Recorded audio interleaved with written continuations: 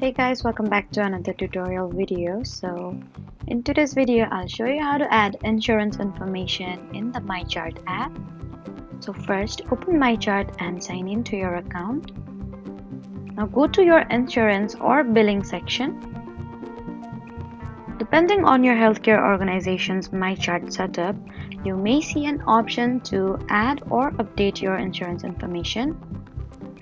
From there, enter the requested insurance details such as your member or policy information. You may also be asked to provide information from your insurance card. Review everything carefully to make sure the details match your insurance information. And if your MyChart account doesn't provide an option to add insurance yourself, then you may need to contact your healthcare organization's billing or registration department.